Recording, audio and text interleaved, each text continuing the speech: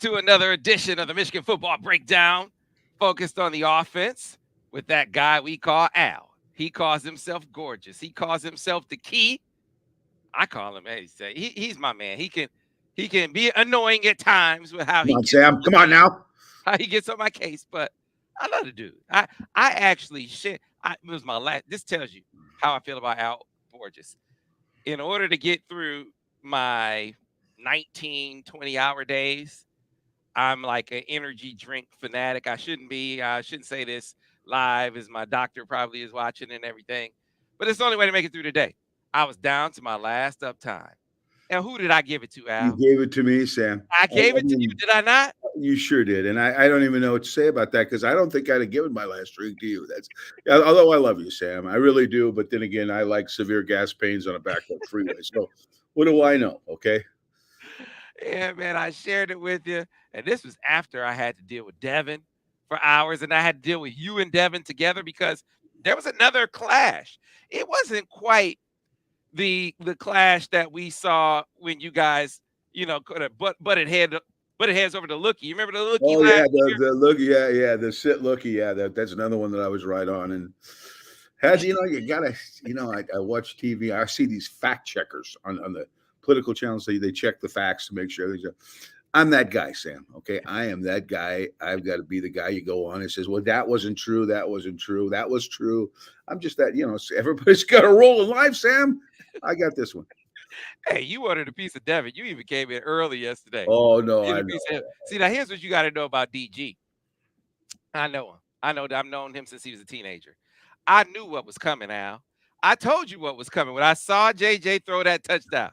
Did I not You say did. You did.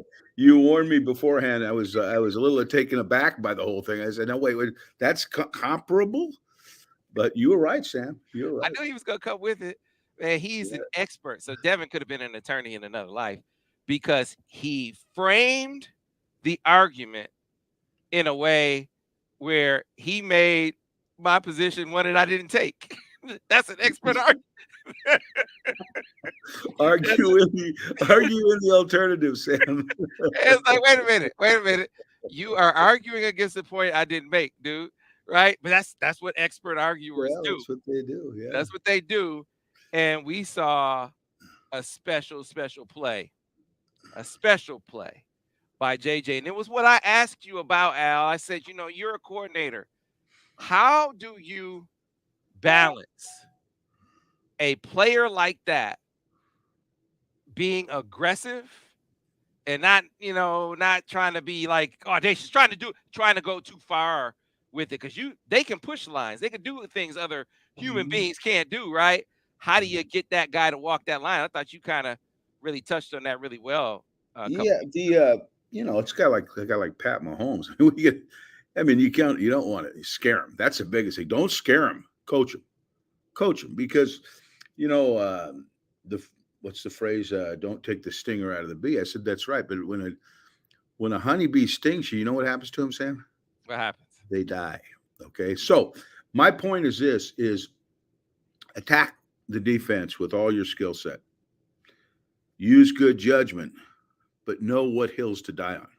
Okay, falling out of bounds, throwing the ball back in the field is not a hill to die on. Okay, that's a hill that cut your losses, pick up your weapons and move on, and save your skill set for plays that are more conducive to success. It's that simple. Don't make it. I think a great statement made yesterday was, you don't need to chew him out because he threw an interception. Now, if it's habitual, you got to make your point, but it hasn't been. So he knows this guy's coachable. He knows that there's times he's trying so hard to make a play that he's working outside the realm of the system. Okay, so but if you just make it so he understands a mistake, it is your job to coach that guy. I don't care how good he is. I don't care how good he is. I found it interesting one time I was watching a Peyton Manning deal. Peyton had been in the league over, I don't know, definitely over 10 years, but probably closer to toward the end of his career. He says, I want to be coached. He said, I want to be coached. I don't want people to just assume I know what I'm doing. And I think that's important. Now, Peyton wasn't that improv type quarterback, but he was a great quarterback who knew a lot about football as much as any quarterback you'll ever see play the game. but he wanted to be corrected when he made mistakes, because as much as guys, as good as you think they are, you cannot, as the coach now, if his girlfriend or his fans and all them want to anoint him to be the next, Jesus in cleats, Mhm. that's their prerogative. That's not the coach's job. The coach's job is to critique, stroke him when applicable, and fix him when something's wrong, and not to say, well, that's okay. That's okay. It's not okay, because what you're doing is you're condoning future behavior that may be detrimental to the team. So uh, take every play as it is, because they're all different. They're all different. There's never no two plays that are exactly the same. And then with your experience and with your understanding, tell him what he did right, tell him what he did wrong. Don't overkill it and scare the hell out of him, and you'll get an aggressive, confident player. Yeah, got an aggressive, confident player versus Nebraska. I wrote about this. Like, that's when you talked about Michigan being a national championship team. What we gonna say?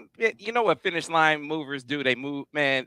You go out and you do what you're supposed to do in impressive fashion. They just move the finish line. Like, coming into the game, Urban Meyer's like, oh my God, watch out, Michigan. This week schedule you have is going to cost you, right? It's going to give you problems against this Nebraska team, the number one defense in the country against the run. You aren't going to be able to do that against Nebraska. And Michigan went out and stomped them down the football field. I haven't heard hide nor hair of Urban ever since. But my point is, now it's not a big deal. Now Mm-hmm. it's they didn't play anybody, right? That's why I'm making a relative assessment as far as Michigan is concerned. The first four teams they played hadn't really played anyone, and they did varying levels of success and kind of slowing Michigan. Michigan was still trying to find its way, and this was the most impressive performance they had across the board, but specifically when it comes to the rush attack that we've seen in 5 games, Al, and it was on the road against the best defense they've seen so far. I don't see how you call that anything but progress. No, it was an ass kicking of massive proportions, and Nebraska would admit that. I listened to a couple of their post game uh, conferences, and everybody pretty much said the same thing. The physical nature of the run game, the misnomer that you can't run duo plays versus 3-3. That's absurd. It's just not true. Now, if you don't block people, you can't run anything against 3-3, okay? But they took the ball and ran 11 variations of duo kicks, duo reads, you name it, and just basically shoved them right down Nebraska's throat. They ran 3 open zones that were good. They implemented a new scheme with the OT read with the quarterback, and we're going to talk more about that and detail that in the film session. But the physical nature of how they played. The one thing, Sam, that cannot be understated is how J.J. McCarthy's legs are influencing the outcome of these games. And it's going to become more prominent when you play the better teams, because they're going to get him. As you can see, they have progressively got his legs more involved in the game. Not only running, but the threat of running, whether it means breaking contain or pushing the pass, getting underneath the pass rush, forcing defenders up, throwing balls, or design runs like OT reads where the end closes and he pulls it, okay? Or duo reads, which we're going to show that boy, that since they put that play in, it's changed the dual play, okay? Where the edge defender no longer can close, and when the ball gets kicked to the edge, he can make the play. He can't do that anymore because he's looking at the quarterback to pull the ball. So his legs, I think, as we get into it more, are going to be even be more of a factor every week, but particularly against the better teams. Man, I think these guys, Sharon, Kurt Campbell, Jim Harbaugh, of course, as the brain. I think they're scheming the hell out of the run game, the offense. But the reason why I'm emphasizing the run game is because in your profession now, and I don't know if this is just fans, because it seems like it's coaches too. Most of these observers regard or sort of attribute innovation to passing genius, right? Yeah, To passing him that's back. very true. That is And it's very like true. if Yes. that's the measure of, how much of Genius. a genius you Yeah, are and how genius. much of a Yeah, tactician you are. exactly. Yeah, But exactly. these dudes, Al, are scheming the bleep out of the run game right now. And I don't see the broadcast giving it the kind of attention that it should get. No, I don't. I hear very, very few comments about it. But if you study Michigan and then make a comparative analysis between how they run the football and other teams, how they run the football, it's unique to college football. And there's only really a few teams doing it the way Michigan's doing it. That you know, McCarthy's involvement in the run game is big, but in other teams with other teams, their quarterback it's even bigger, or they don't run their quarterback, right? They're dependent on basically their running backs uh, doing the damage. So what Michigan does is they play with multiple tight ends and force defenses to defend extra gaps. Now, what's that mean? That means now they have to not only defend the C gap, the area between the tackle and the tight end, they got to defend the D gap, which is the area between the tight end and the wing. And sometimes in this game, Sam, they had to defend the E gap because Michigan came out and ran their dual schemes with two wings and a tight end. Now, what's that mean? That means now that when all those guys block down, you know who becomes the guy that has to make the tackle? The corner. Okay. Now, the one thing that's happening in college football is most corners are being recruited to do what? Cover, right? Right. They don't even go down to the inside drills. They're usually over there doing the one-on-ones, okay? So when you're forcing the ball to a lesser tackler, not necessarily a lesser player there, because those corners are the best athletes on the field, in my opinion, but a lesser tackler, you are putting your back in a great situation to succeed. And that's what Michigan does is they force that guy, that edge guy, now with the possibility the quarterback run the ball too. But even when he doesn't, a lesser tackler is forced to make plays. Where other teams, the linebackers, the down guys, those types, and even the safeties, because of the nature of their formation, are more likely to be tacklers. And that's a big part of their approach. So you look at this game, I thought the tone was set on the very first drive, right? So you come out, it's, Michigan's MO is well established. They're going into the wind. That's number two, right? And so you have these sort of signals about what Michigan's going to come out and try to do. And so Nebraska, they come out, hey, they loaded for bear. It's like, let's stop the run. We bring a couple guys off the edge. Let's get it. Michigan, Sharon comes out, throws that stick looky, right? That's First play, and it wasn't a big play, but it it wasn't was. a big play Wasn't anybody going to expect you to throw the ball on first down? And into the wind. as we get into the Sharon Moore thing, because this is to me as a coordinator so interesting. I mean, this intrigues me because Sharon is not a typical O-line coach play caller. Now, why aren't there more O-line coaches calling plays, Sam? Why hell they got to coach 5 guys? That's not easy to do and coordinate the offense. So you don't see that as often. Okay. But Sharon is not afraid to, he calls the game the way he feels it'll best move the ball. Sometimes it's a more physical approach early. Sometimes it's not. It just depends on what he feels. Where most line coaches, a lot of line coaches, they want to get out there and pound their ass right away. Hey, we gotta come off the ball, establish our aggressiveness. And sometimes it works like a charm. Sometimes it doesn't work so good. But as I've watched him call plays and study how he sequences plays, I would, if you didn't know, you wouldn't guess a line coach was calling the game if you're looking at it from my perspective. Mm-hmm. So that should speak volumes in itself. They do such a great job of building game to game, right? And so if you had gone back and looked at the TCU game, saw how they started out that game, if I'm Nebraska, I'm thinking, okay, they're going to try to run it right up the gut at us like they started out against TCU, another 3-3-5 team. But Michigan, now they'd face TCU 3-3-5. They face ECU 3-3-5. They face UNLV 3-3-5. So they learned some things. But the very first run play, he went back to TCU. It was that counter OT read. Counter That OT read, yeah. that got them off the ground against TCU after they were getting stoned. You might think at that point, if you're Nebraska, okay, they aren't going to try to run it up the gut at us. Coaches, yeah, they're going back to TCU where they were getting on the edges. And what do, Al? The third run play to come back and hit them with duo. It was Do like, okay. man, you're off balance now. You don't know what the hell they're going to do. Well, you just look at the sequence. And remember, play calling is sequencing and timing, right? It's not what you call, but when you call the play. That's what's the most important. They start with a stick lookie that gains 5 yards. They run the OT read for a first down for the second play.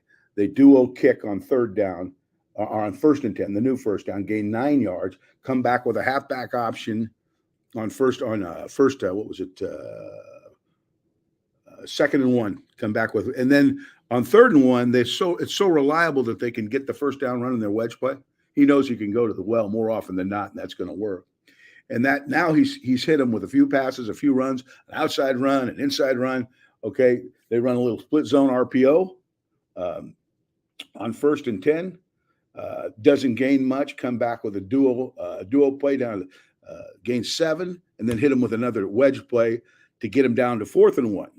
And then 4th and 1, they run a wing duo that hits for a first down. They run another power that gains 8 yards, and then they run the little hitch and go where JJ had to improv and make the throw, and they scored. Okay, point is this. Okay, there is a nice balanced mix of run to pass, inside to outside run, read plays to call it and run it plays. You got a little bit of everything in your opening plays. The formation mix is enough to keep the other team off balance, and you're putting your team in a position where they're feeling their oats. They've had enough successful plays back to back. They're dying to get out there for the next series, which lasted 3 plays and scored on a duo to Mullins to make it 14-0. Now you've jumped on them. A team that doesn't really think they can beat you is almost sure they're not going to beat you now because they're now at 14 points in their own house. And so to emphasize the point, though, you might think, and it's not unreasonable to think based on what happened in Michigan and TCU game, you can't run duo. Can't run duo against this team. And maybe Nebraska was thinking that. But they knew that if Michigan did run duo, there's something else to worry about. You saw it on the very first duo that they ran, and everyone since.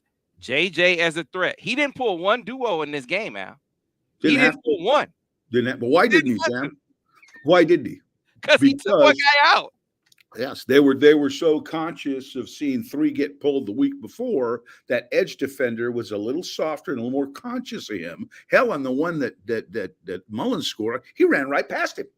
When the guy slightly jumped outside to play the quarterback, the guy was by him. Okay, now that edge defender can't be indiscriminate about closing every duo and restricting those running lanes. Yeah, it's one of our very astute observers here in the stream. Slide 142 said you can see that outside defender was like a deer in headlights on that Mullins TD. The threat of JJ running scared him. And how we said last week, sometimes it's hard to have perspective in the moment about how impactful something is going to be. But that you could see just in 1 week. We could already tell last week this is going to help them immensely. Henceforth and forevermore, or hit for the rest of the season. I don't know about forevermore, but for the rest of this season, JJ McCarthy is a threat on it opens the doors back wide open to duos again. Right. That number one, because that's their favorite running play. Of course, that's huge, right? But add to that OT read, okay, where he can pull the ball and be a threat. We mentioned duo read. Scramble touchdown. We saw one of those where he dropped back. They went all to plaster their guys. He ran unscathed into the end zone because they were so worried about covering. 2 scramble throws for touchdowns. Again, legs killing him, okay? Open zone read, he handed the ball off. The outside guy had to play him. That was another play that, it just hit. But the guy who ran right by, the running back ran right by the guy because he was looking at JJ. And add to that, nakeds. This is the first game we've seen, I won't say significant nakeds, but they ran 2 nakeds, and he threw those, both of those. But because he adds that threat, that if for some reason they cover it, he can still make something happen. Plus, he throws well on the run. So it's, again, conducive to his skill set. So you're just seeing more as we go of his legs being part of the equation. And I think, like I said, you're going to see more of it, and it's particularly against the good teams. Yeah, man. I thought it was. I know you'll be getting into grades and whatnot in your broad brush, but I thought this was the most physically imposing performance of the season by the offensive line, and that is to me not at all a coincidence with the insertion of Ladarius Henderson into the starting lineup, which moves Carson Barnhart over to right tackle. You being the veteran offensive guy, am I off base in my assessment?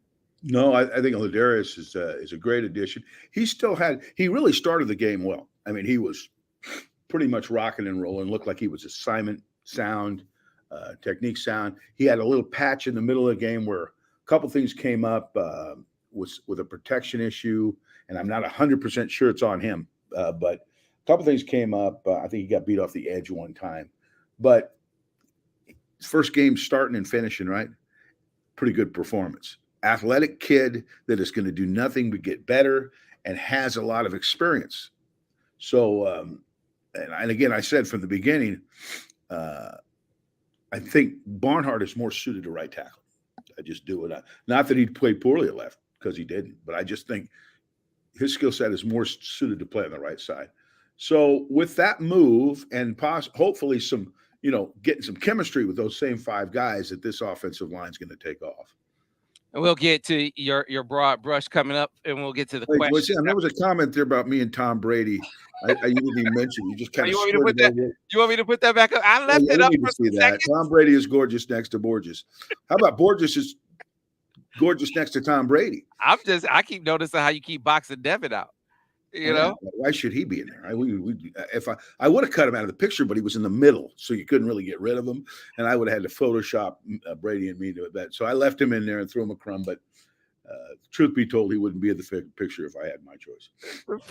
Folks, if you have I just have to block him since he's in the picture. I just block him. If you guys have questions for Al, put them in the comments, whether that be on YouTube or Facebook. We'll get to them toward the end of the episode. We got some more things to really highlight and touch on here. One of the things I want to focus on is with you and your protege, your former quarterback. You kind of clashed on, but you didn't. Devin's point about the Bowling Green intercept, the third Bowling Green interception, where JJ's running out of bounds and throws it to Colston Loveland. If you listen to him, he said that wasn't a great decision, right? But I don't want to kill him for it, because I want him to feel free enough to make that play when it's there. Like most quarterbacks, it doesn't matter if they're encumbered or not, right? They can't make that throw. JJ can make that throw. But what are the circumstances that have to be present even for him to make the throw, I think, is the nuance here. And he sort of kind of, he kind of glossed over that nuance and saying that they were the same thing. But Al, from your assessment as a coach, what differences did you see between the two plays? Well, to me, they're completely two different plays. One play, there's a missed protection pickup. He's forced to his left. He can't get turned, and he can't break contain. So if he can't break contain, it's hard to get turned to make a throw, particularly back into the field as you're getting close to the boundary. It's just completely indiscriminate. You can say, well, the guy looked kind of open. Yeah, well, the only guy really at the end of the day was open was the defensive guy who intercepted the ball. So it's 2nd and 5, right? It's 2nd and 5. Pick up your weapons, move on, and go to 3rd and 5, because you're going to convert it, because their 3rd down conversion, 4th down conversion this season has been very, very good. So it's not the risk reward simply isn't worth it. You may think the quarterback has an S on his chest, but even Superman was vulnerable to kryptonite. Okay. So it's not a hill you want to die on. The second time now, Saturday, completely different. He spin dashes to beat the contained man and gets outside every defender. He gets his shoulders turned to the target so he can step through the throw. The receiver is open, okay? So on the second one, containment is broke, which wasn't on the first. Quarterback is turned to the target, which it wasn't on the first. The receiver is open, which it was not on the first. sure as hell not open enough to make that throw. So not open at all, in my opinion. But there are two different scenarios. Now, how much does throwing the interception the first time affect your mentality about making the second throw? And I think that's where there's a discussion.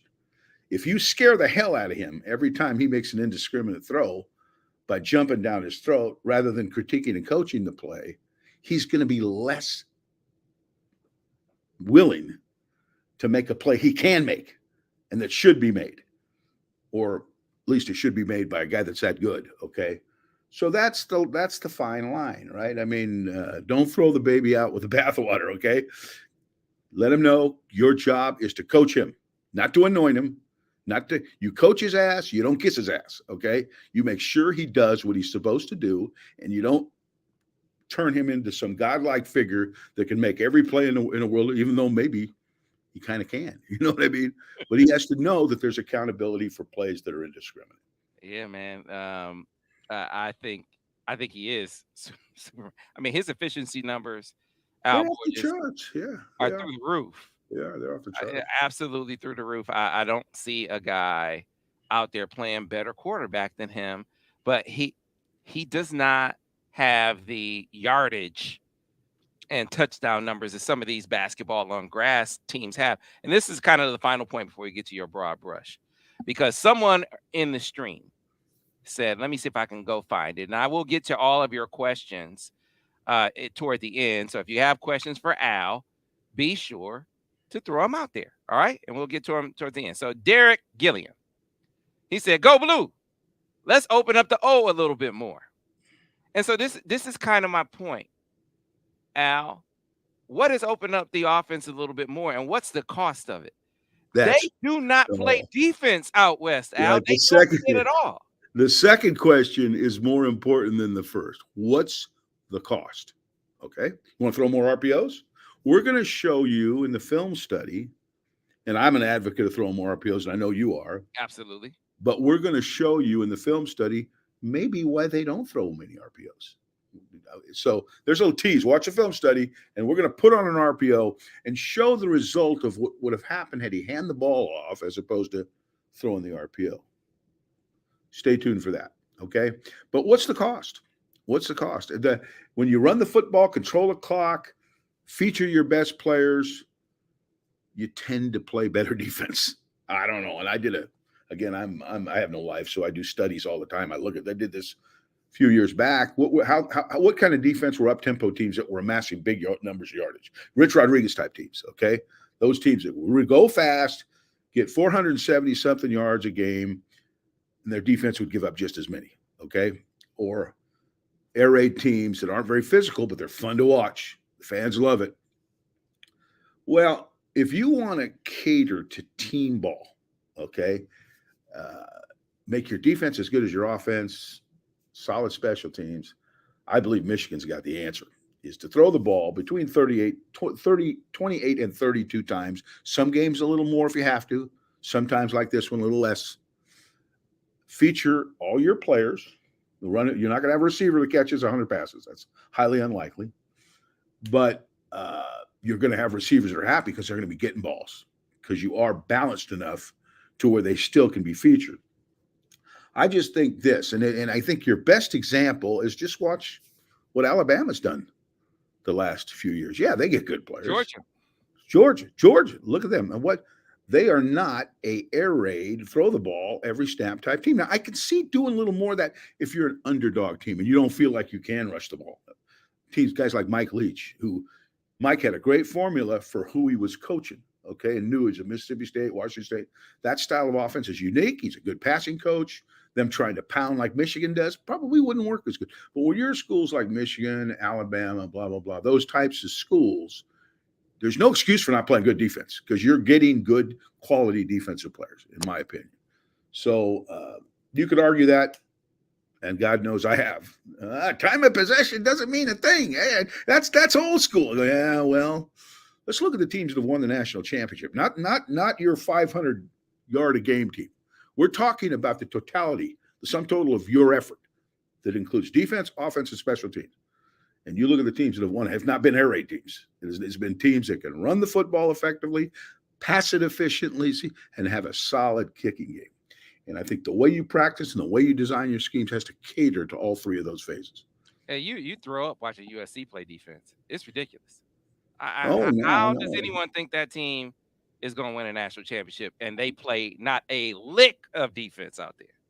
No, and I watch Chicago. They're fun to watch, though. God, dog, they got good schemes, they got good stuff. But USC has proven over the years they can recruit as good a defensive players as there are in the country. Pete Carroll did it and won national championships doing it, and had a nice balanced offense that could run and pass, very Alabama-like, or maybe Alabama's very USC-like. I don't know, whoever you want to pick as the first ones to do it. But that really, when you're at these elite universities, I believe is the best approach. All right, Al, it's time for your broad brush. Again, folks, if you have questions for Al Borges, put them in the comment section. We'll get to them after the broad brush and then the grace. But your broad brush from Michigan's 45-7 victory over Nebraska. 26 first down, Sam. Goal is 25. That's pretty good. Okay. But something that, again, isn't talked about as much as it should be. 8 for 13 on third down and 2 for 3 on fourth down. They are converting and keeping the chains moving so they can run more dual plays and counter OTs or whatever it is their game plan dictates. 249 yards rushing and 187 passing. Pretty balanced. JJ was 12 for 16.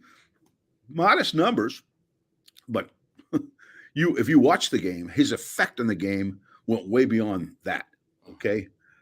0 penalties, 0 turnovers. How many games you got like that? Not too many. Time of possession at 38:01 to 21:59. Complete dominance. But I like the balance. I like the physical nature of the run game. I like the fact that they prove they can run duo plays versus 3-3. I like the run game variations, the ones that we all mentioned. And, something else we said, the creative ways to get the ball outside, which includes some of the plays we're talking about, without having to run stretch plays, although I think that play will make a comeback somewhere. That's never going to be a top 3 play, but it's going to come in handy in some games. So I don't know what to say other than they completely dominated the football game from the time it started to the time probably to the time it ended, because the backups didn't do a bad job either. So this one's an easy one to assess and a fun one to assess, because there just wasn't a hell of a lot that went wrong. No doubt. All right, so Al, let's get into your grades.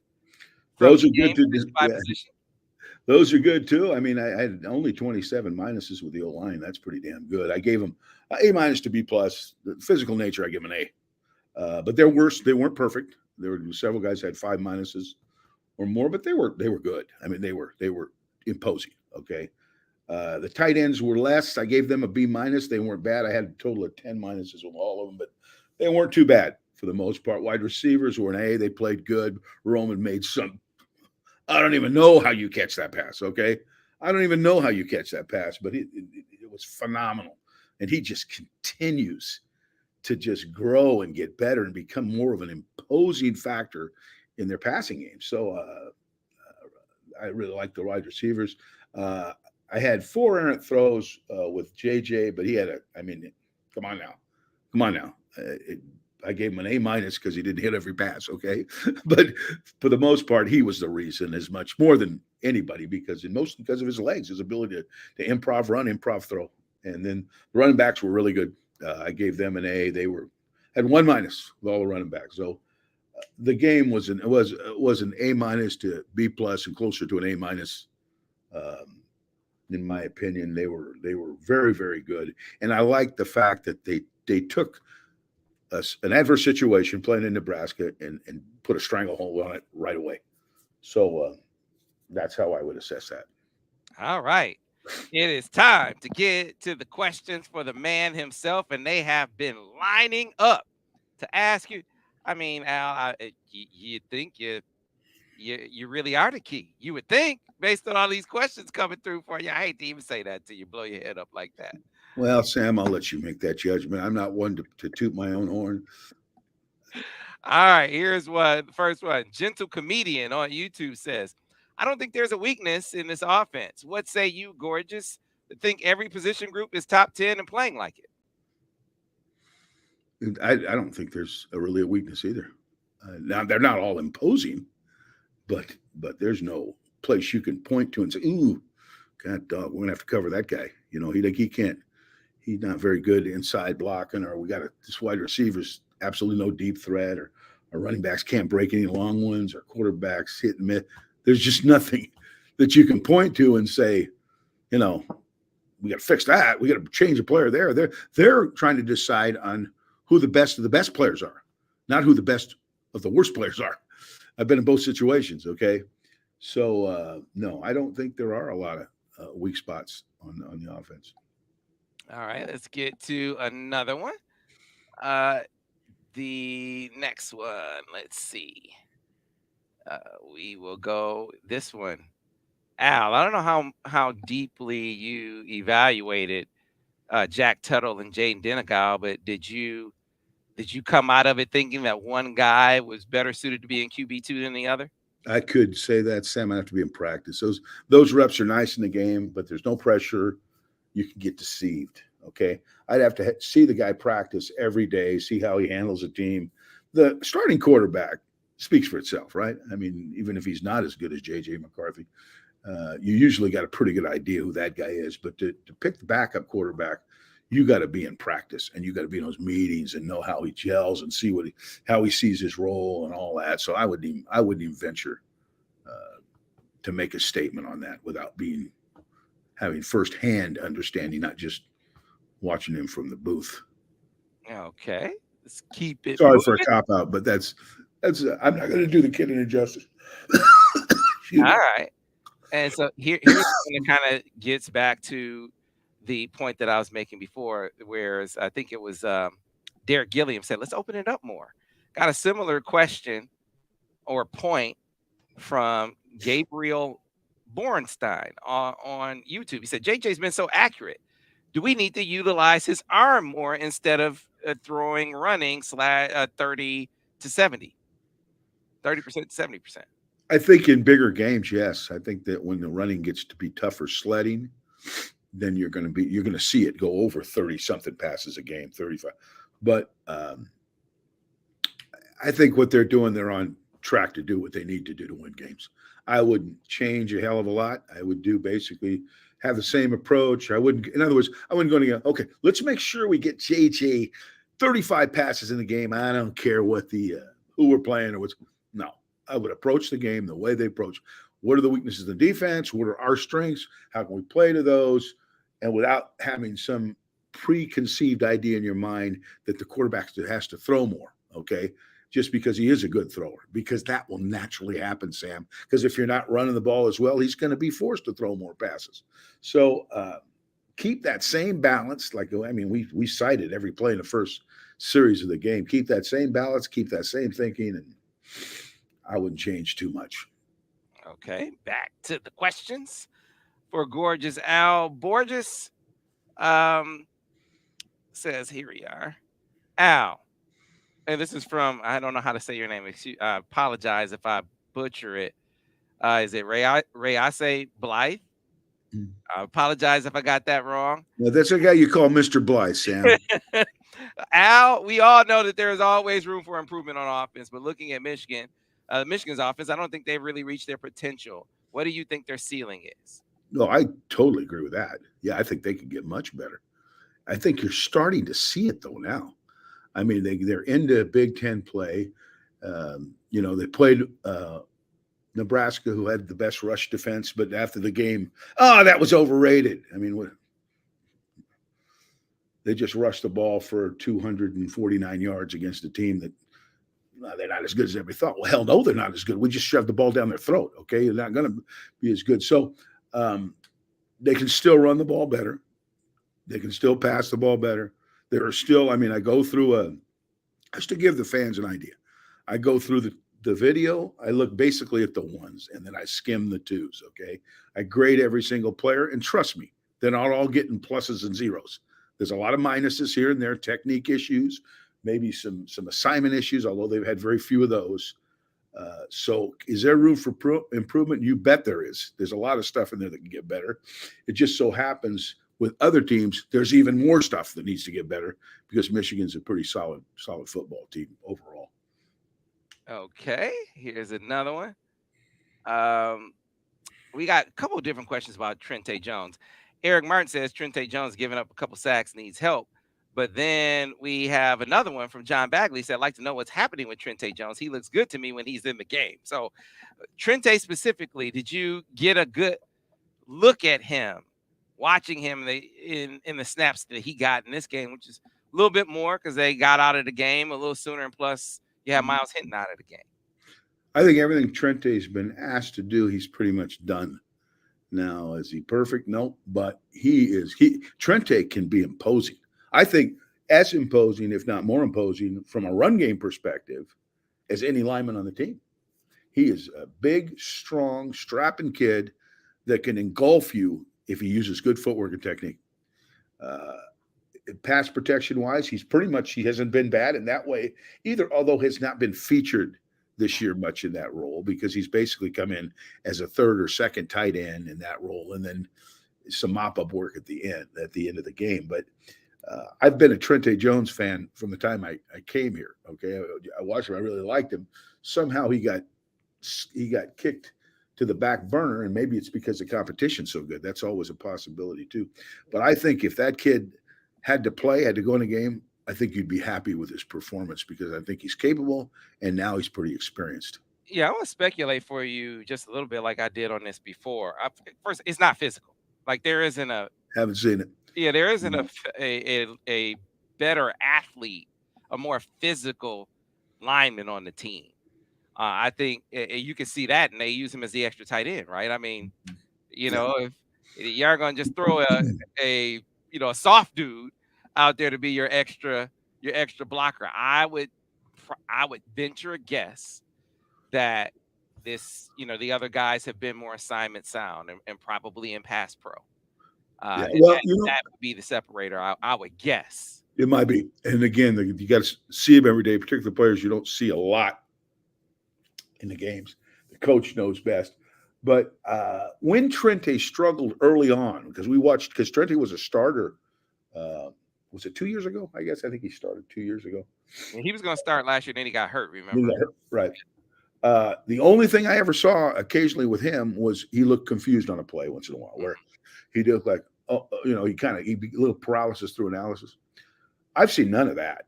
Now, again, he hadn't played as much, but I just don't see that level of confusion. And it wasn't all the time. I mean, but it was occasionally you would see sometimes that he looked like a deer in the headlights on a play here and a play there. But that seems to have gone away. And I think if he's confident, we know he's got ability. I think you got a pretty good player there. Yeah, Jim talked about having an offensive line rotation. I know that's not typical. When you see D-line rotations, you don't see many O-line rotations. But they're, with how they play and how they run the football and how these guys are practicing and showing up in games, sounds like Jim is really considering doing that when Hinton is healthy. And he said we got to find a way to get Trente on the field. So maybe we'll rotate a little bit more. And so I wouldn't, especially with the games they have coming up, Al. I mean, if you want to do something like that, you probably could against these next few opponents. Yeah, I mean, I've never been a fan of it, but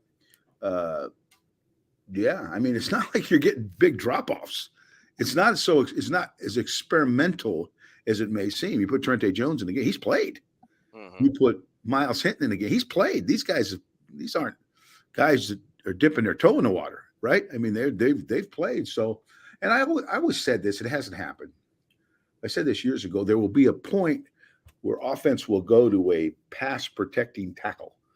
If you get to a third, just like, how you get a nickel rusher in on third down that may not play in the first couple downs, but the third down he's in the game because doesn't play the run as well. I thought someday, whenever, that you would see eventually maybe two tackles or one tackle come in on a third down and specialize in just pass protecting, just like the pass rusher specializes in pass rushing. We haven't seen that yet, may never see it, but I always thought that might have been the future of football. So All right, let's go back to the questions. Cameron Diggs. So, Al, for an O line newbie, how would you know that alignment is better on either the left or right side of the line? Now, if you're talking about tackles, that's easy. Okay, generally the more athletic tackle will play the left side to protect the quarterback's backside. Okay, because that's if you throw the ball, Michigan threw 11 drop back passes in this game, and that puts Assuming the a lot of quarterback pressure. is righty. Yeah, you got to take care because you can't see that guy.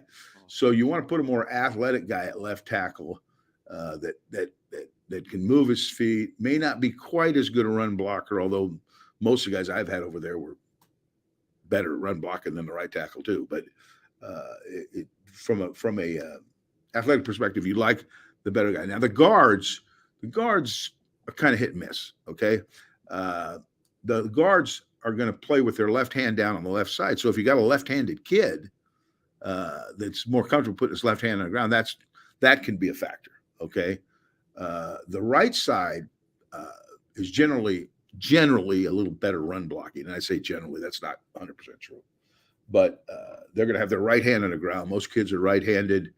Some coaches tend to call more run plays to their right for whatever reason.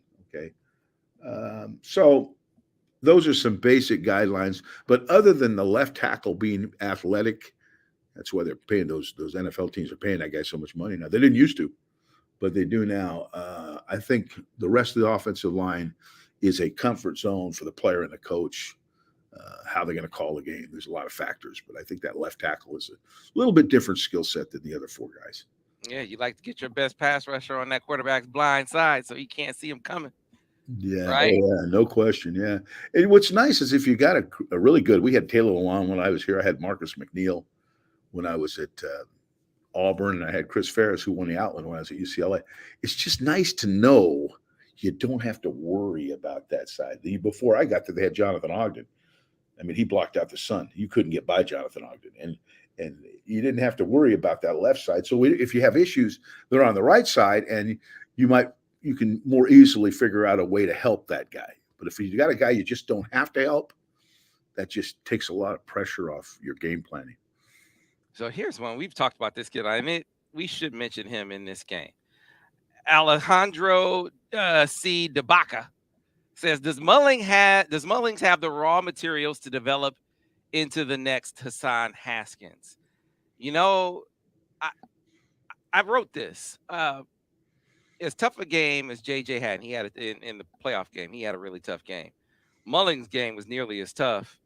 Obviously he just wasn't on the field nearly as much, didn't handle the ball as much. But you think about those two, inside the 10-yard line opportunities that wound up being turnovers. He was involved in both. That's a recipe, Al Borges, for a guy going in a shell, and he didn't. All he did was get better and get a lot better, at least to me. Yeah, he's settled into being a running back. I think they kind of played with this position for a while. He's behind two really explosive players, so it's hard to find touches. So what Michigan's done is they've trying to find ways to use what he does best: power running inside, lead blocking type situation. To say that he's going to be the next Hassan Haskins, I'm going to save that one. I'm not going that far because Hassan was really a good running back. I mean, a powerful guy that could carry the ball, run over guys, jump over dudes. He had a lot of athleticism, although he was different than Corum. I'd have to see Mullins run the ball more before I made that commitment. But the role that he's playing, he looks confident, and he's done to this point in the season, done a pretty good job with it. Much better vision. Yeah, he's got a much better vision. His feet. Yeah, and that takes a little time, right? I mean, you got to get some carries and see things develop. The running backs, that's something you got to get a little feel for. All right, let's go back. Jack Swedberg says, Al, learning more about the offense has changed my viewing experience on Saturday. Al, he's all warm and fuzzy inside. Hearing that, right? Watching live, where are your eyes to help take in the entirety of the offense? Yeah, God, that's a hell of a question. It is. I think I talked to you about this the other day. I'm a curious watcher. I'm not really necessarily always a ball watcher, although I watch what goes on. And it drives me nuts. See, I like being able to go to the game when Michigan's playing. I go to all the home games because I can watch whatever I want. I'm not limited to what the television is offering me. You know what I mean? So what I do when I watch a play, for example, if I'm charting the play in particular, the first thing I will do is see how they line up formationally. Okay, are they in a two tight end group? Are they in a and if they are they in a double wing look? Are they in a crease look? Are they? So I can narrow down some of the options of what I'm expecting. Now remember, I'm a coach, so I'm watching this from a coach's perspective. Okay, but right before once I see how they're starting to line up, I pan quickly to the defense, and mostly the back end. I don't have time to look at the front and all that. I'll watch that on the replay, but I'll look at the back end to see what their pre-snap look is, and then kind of peripherally see if they rotate their safeties or something. But mostly once the ball's snapped, I watch the ball. Okay, unless there's something happening in particular in a game that you needs a little more attention. Okay, but I watch the ball, and by watching the ball, I can from peripherally see whether they're pulling a guard or a tackle on an OT play. I can see if a guy's coming across the formation on a split zone or a dual kick. Just from experience, seeing so many plays and then studying the team a little bit. Because remember, when you watch a video, you have the same view I have when I'm in the booth. You have really very, very similar. So it's easy to pick up what just happened.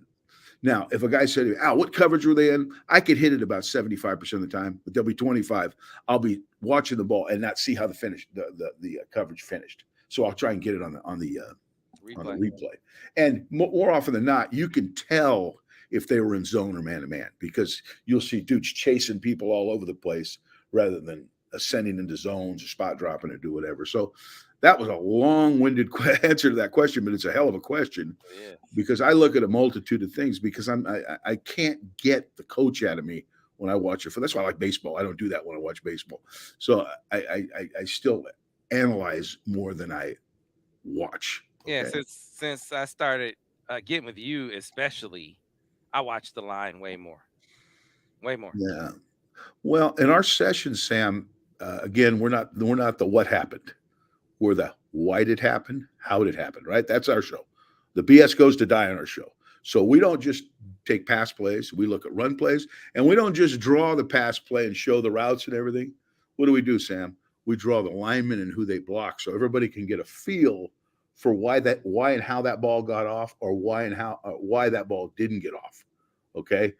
So we want to, when you come away from our experience, for the fan, risk maybe confusing you a little bit at times by giving you enough information where you understand the entire concept of the play.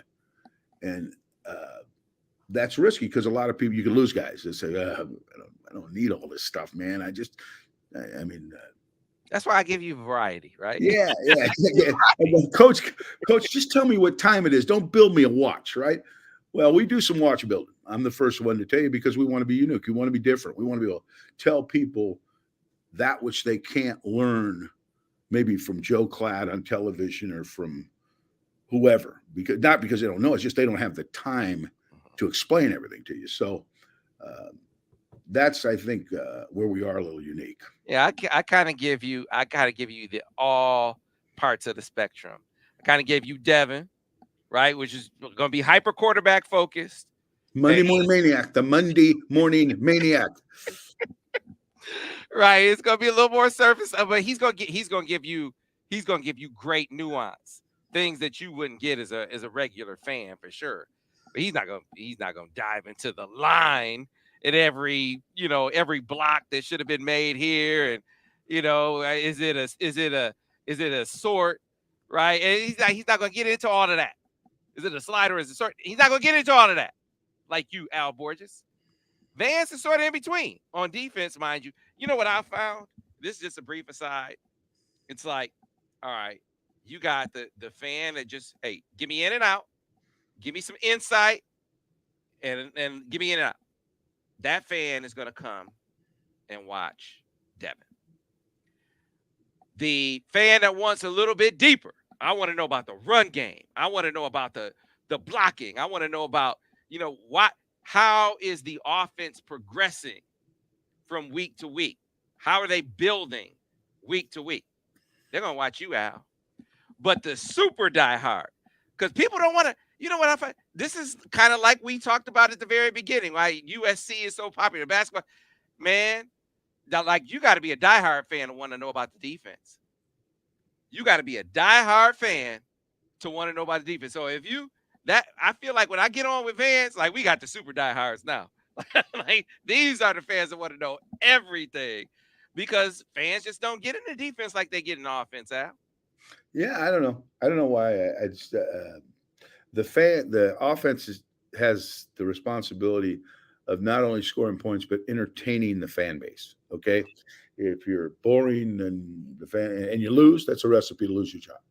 The defense, a little more type A, sick of mentality, kick their butt, throw them down hard.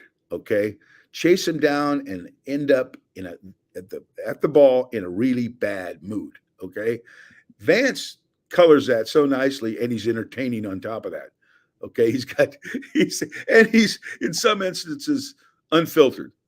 I think he's got a fantastic show. He's different. We're all a little different, Yeah. but at the end of the day, you will be edified if you're paying attention. I tell you what, I couldn't do. I like the order of Tuesdays because I don't know if I could do you after Vance, man. I mean, I wear you out a little, Sam. You know, you're not very wear tough. me out, Al. I wear you out. Last Wear night me out, man. we got finished. We went about what 6 or 7 hours. And usually, what I want to do with you is like, okay, now let's watch the all 22. So we do the illustrations. Let's watch the all 22, so you can know at the water cooler what the hell you're talking about, because the water cooler is big, Sam. And you have become, to me, you are the water cooler king right now. Okay, but I saw it in your eyes. Your eyes were drooping a little bit. You're starting to feel sorry for yourself. Your wife called you up, says, "When are you coming home, Sam?" And Sam, he needs to get home and cuddle Denise, or he's a bad day the next day. So I said, "All right, I'll cut the guy a little slack. We won't watch the all 22. I'll just give you an overall synopsis of what happened." And I blew out of there and cut you some slack. You But know just what? don't count on that every week, Sam. Don't, and tell Denise maybe some late nights, man. I didn't get out of here until 9 o'clock last night, man. Oh, cry me a river. I mean, that's after doing the morning show. But anyway, yeah, cry you a river. Here's one. Al Right Tim said, "Spin dash is dangerous. DG took a lot of 20-yard sacks, but spin dash is actually a viable escape route, is it not? Do you Oh yeah, notice that, Al? absolutely. It's dicey. He's right. It is dicey. It's not my preferred move, but sometimes it's the best for the quarterback.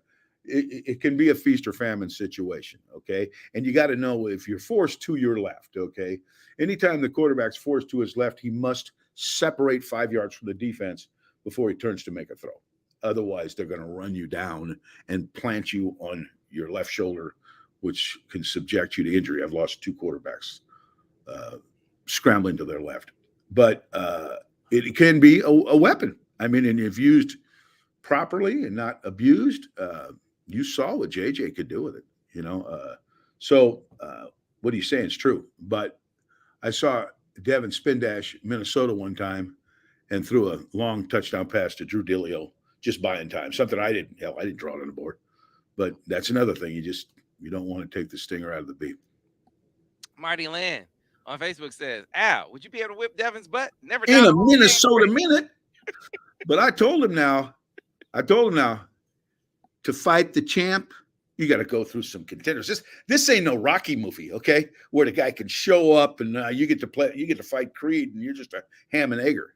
You got to take on a few contenders, and then I'll think about maybe giving you a shot. But if it comes to that, you better bring your A game, man. Yeah. Andrew Bailey wants to know, Al, was that a pin and pull concept with Ladarius Henderson coming all the way from tackle? That kind of athleticism could open up a myriad of creative run concepts. Have we seen a pin and pull? No, where is the pin and pull? I still think they got it, Sam. I think it's coming. Stay tuned on that one. We in 5 games, we have not seen a pin and pull. We haven't even seen a crack sweep with a pin and pull.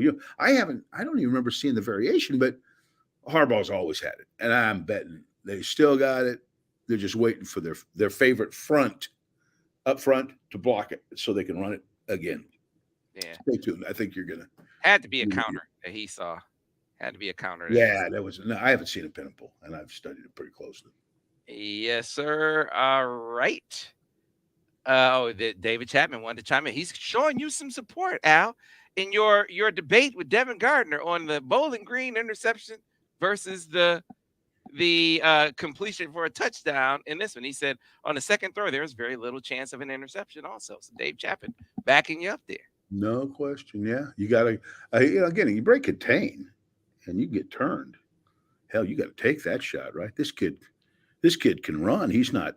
I mean, he's not an immobile quarterback. I watch some of these other quarterbacks, and they're not. They can't run like him. Some of these guys would drown running through a car wash. I mean, they're just not real fast. This guy can run. I mean, he's got speed where even if he didn't make that throw, he could take off and hurt you. My fear. This is my fear because I think JJ. Yeah. What I hate is that these statistics skew so much that it's gonna make the Heisman be, him be relegated, probably an invite unless he just goes absolutely nuts against Penn State and Ohio State, which I assume is possible. But I think JJ is gonna lead Michigan to a national championship, or right there knocking on the doorstep of it. I think he's gonna go to the NFL, and who's gonna have a top 5 pick? The Chicago freaking Bears. It would be a great story for them, but I would hate it. Man, can you imagine? Oh my God, I can't think of it. The only thing worse would be if the Packers would take JJ, but the Bears are like a close second, and that would be him going home. But damn, Al, you talk about heartburn and stomach ache and vomit if I have to watch JJ McCarthy in a Bears uniform. I just think the key to being a successful NFL quarterback is there's a lot of factors. He has all of them. But to succeed, you got to get to a team that's really a quarterback friendly, that really knows how to develop the quarterback, Sam. You know what I'm saying? It's a quarterback. And even if they struggle a little bit at the beginning, you can see that he's making headway to where he's going to be the player he can be eventually. And if it's the Bears or whoever, I don't know who the coach is or how good they are, all that stuff. But I just know if you get in the right situation, you will eventually succeed. But you got picked that high. Why? Because the other team really probably wasn't very good, right? So it takes some time. But you need somebody that's really good at teaching that position. Yeah, man. Well, here's what I'm convinced. Justin Fields is not their guy. Like, I mean, if Justin Fields was their guy, they would start with, just my novice perspective. I know we're running out of time. They would start with a framework that he was comfortable with, and then build from that. But man, they just put in their system and say, "Let go do it." And you heard the dude in the press conference talking about, "Man, I'm out here thinking way too much." It seemed to me you would make him think less, and then add to the thinking on a week by week basis, and that has not been their approach. And he's looked terrible, although he had a good passing game this past game, but they still lost. Real quick, because this keeps coming up. Mr. Blythe says again, I believe it's Mr. Blythe. Excuse me if it's not Mr. Blythe. Donovan seems to be in a slump. Is it more blocking or more Donovan? More Donovan's patience? And then there's another one about blocking. Said the Don's blocking has looked bad. He barely chipped. I think he's gotten blamed for some of the blocking issues at times that weren't his fault. That may very well be one in particular I saw, I think, in this last game. But I think if there's been some blocking issues, but they haven't been. I mean, I don't have him all over my minus sheet. I mean, occasionally there's. But if you're going to critique Donovan at this point, you got to understand he played last year at the end, got the ball, the bulk of the snaps, was the featured back, was really, really good. Well, he's not that anymore. He's splitting time with the guy who's going to probably end up carrying the ball more than him.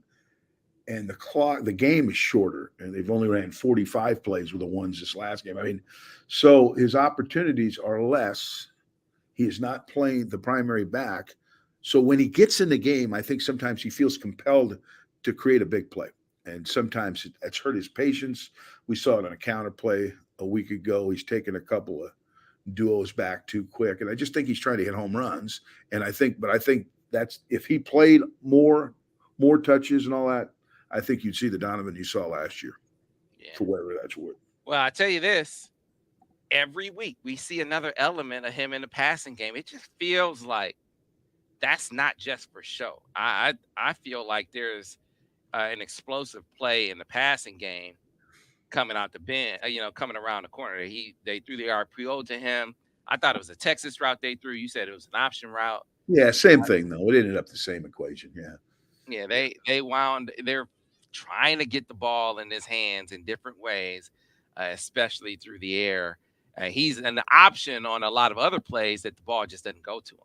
Yeah. Eventually it will.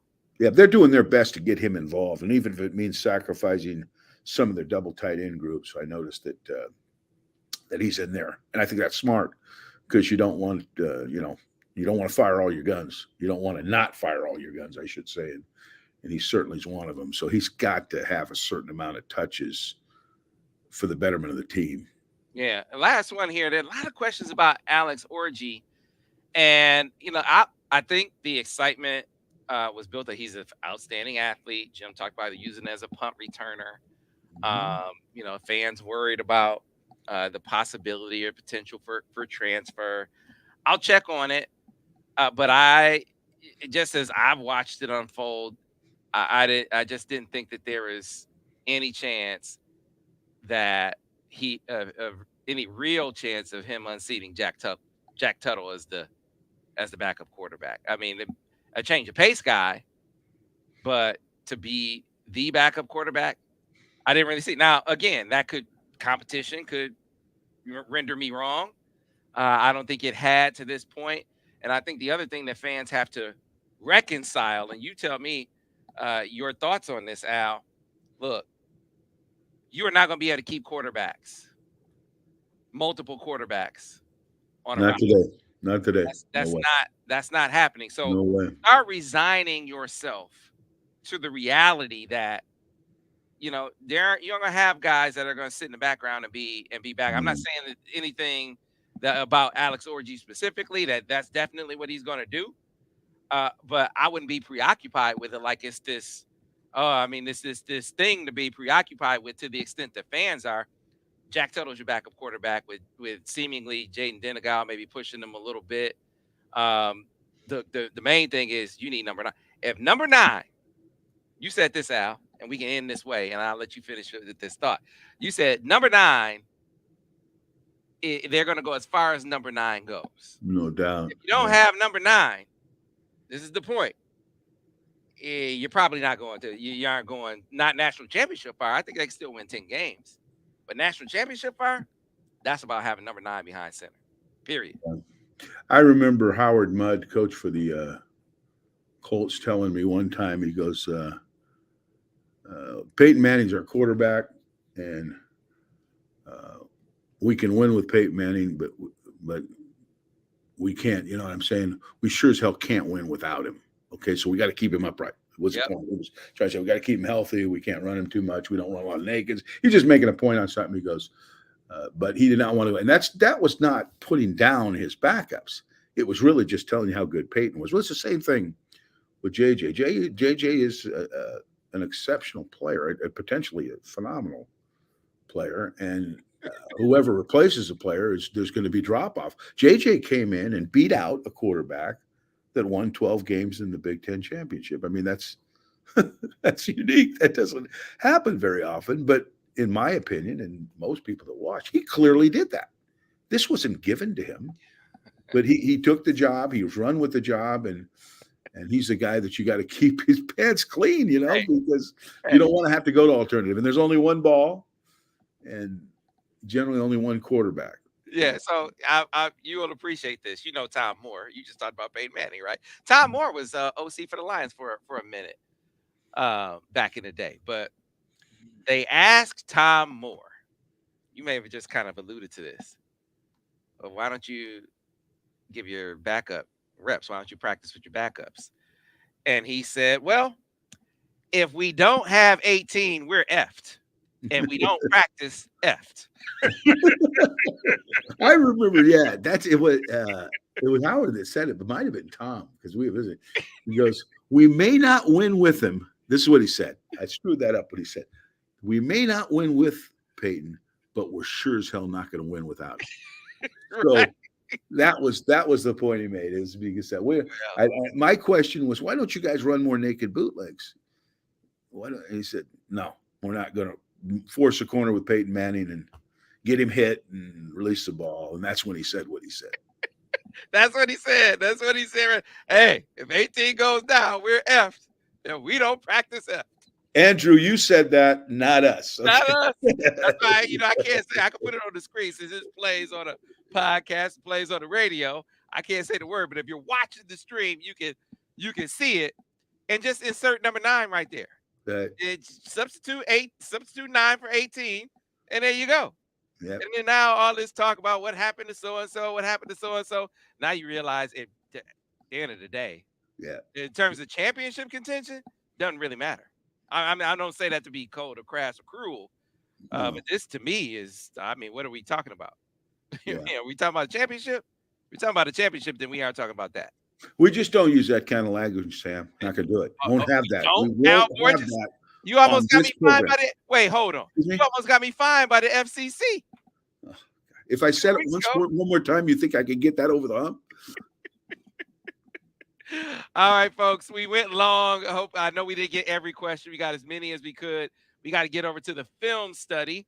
The film studies go up on Wednesdays. You can see out lots of great breakdown this week. We talk about the growth of the run game, great passing breakdown as well, like we always do. Again, those go up Wednesday nights. The Monday morning quarterback film study, the offensive film study with Al, the defensive film study with Vance. On Wednesdays, you also do the Recruiting Insider, and we do the Steady Drop and Dime show live with Devin Gardner and Daniel Horton. So that's live 3 until 4 p.m. every Wednesday. So, you want more Devin, that's how you get more Devin. Yeah, isn't that a little bit of an overdose on Devin for you? I mean, come on now. You don't get paid. Hey, I'm giving the people what they want. But I got Daniel there to kind of balance it out too. So, it's good. It's good. And by the way, folks, MichiganInsider.com, $1 gets you in. $1 gets you in. Just $1. So, all right, folks, that'll do it for this edition of the Michigan Football Breakdown, focused on the offense with Al Borges. We'll see you next time. Go Blue.